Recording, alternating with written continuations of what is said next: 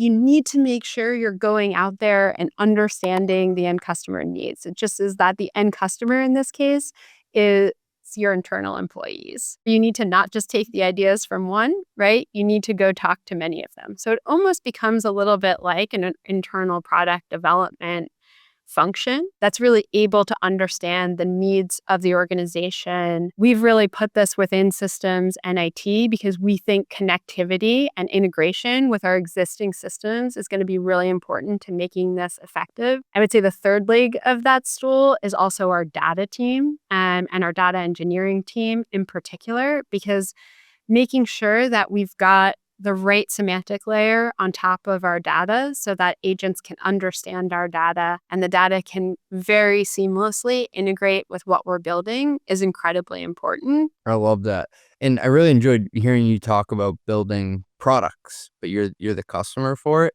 I do want to touch on funding new bets. It reminds me of that in a lot of ways because a lot of SaaS companies right now, they're trying to behave like startups again while also being expected to operate efficiently. And you've talked about funding a seed or a Series A style business inside, say, a Series D company. How have you done that without creating organizational whiplash? To me, it probably comes from my investor perspective, but that is really, really how I think about it. An investor evaluates a Series A company very differently than a Series D company. When you're looking at a Series D company, what are you trying to measure? You're more focused on efficiency, you're more focused on repeatability of sales. So if I put $1 into the sales and marketing machine, how much comes out the other side? Retention rates, expansion rates. So it's just more data that you're focused on, and it becomes much more of a data exercise. At the seed or Series A stage, Series A, you start to get into a little bit of monetization.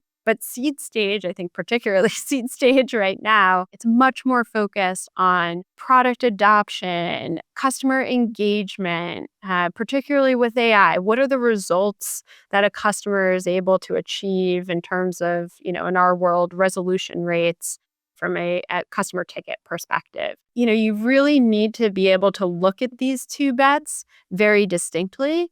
I think you need to fund these two bets very separately as well. And you need to really make sure that when you're making a seed bet or a Series A bet, just like a seed or a Series A company, you're not raising that next round of capital until you hit milestones. Constricting the amount of capital or the amount of time, right, that you let a bet run where you are measuring against whether you're reaching those milestones or not as real proof points of whether you should fund that next round is incredibly important. Because the Series D company, you've got something that's working, you're largely feeding the machine to get another dollar of revenue out.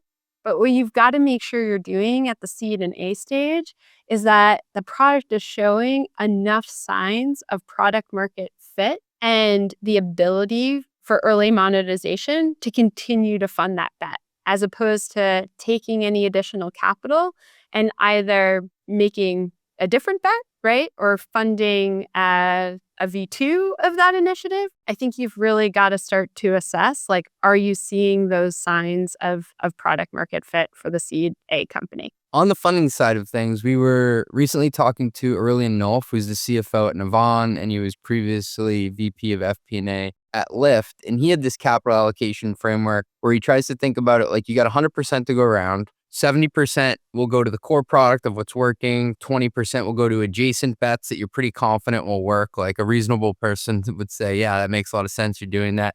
And then 10% are moonshot ideas. And all three of those buckets, they get different amounts because they have different risk-adjusted return profiles. Do you think about it similarly when you're sizing the bets, or how do you wrap your head around that? You're still trying to make sure that you are appropriately funding growth in your core business, right? I think we believe in Front's core platform. We see that there is still strong interest from the market to adopt Front. We're displacing a lot of competitors in many of those cases as well.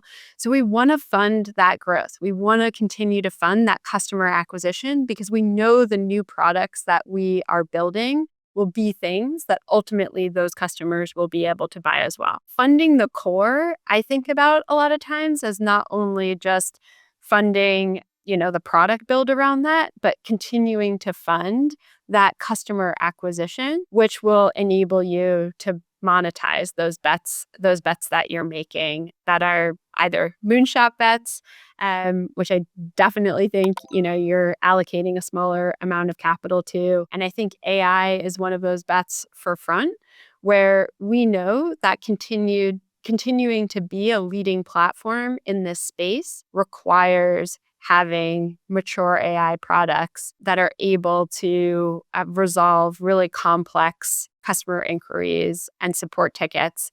And so less of a moonshot, more really core to how we think about the evolution of the product. And we want to make sure we're not underfunding that as well. Today's episode is brought to you by Anrock, the sales tax platform behind companies like Anthropic, Notion, and Vanta. Here's a fun way to totally ruin a Tuesday. Open a letter from a state you've never set foot in, telling you that you owe back taxes you didn't know existed.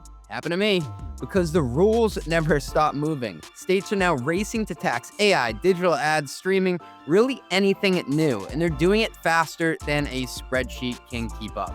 Anrock handles all of it. One platform that watches your exposure everywhere, automates compliance, and flags risk before it turns into that nasty gram. That's why thousands of finance leaders trust Anrock to stay ahead. Talk to an Anrock sales tax expert for a personalized exposure estimate at anrock.com/RTN. That is ANROK.com/RTN.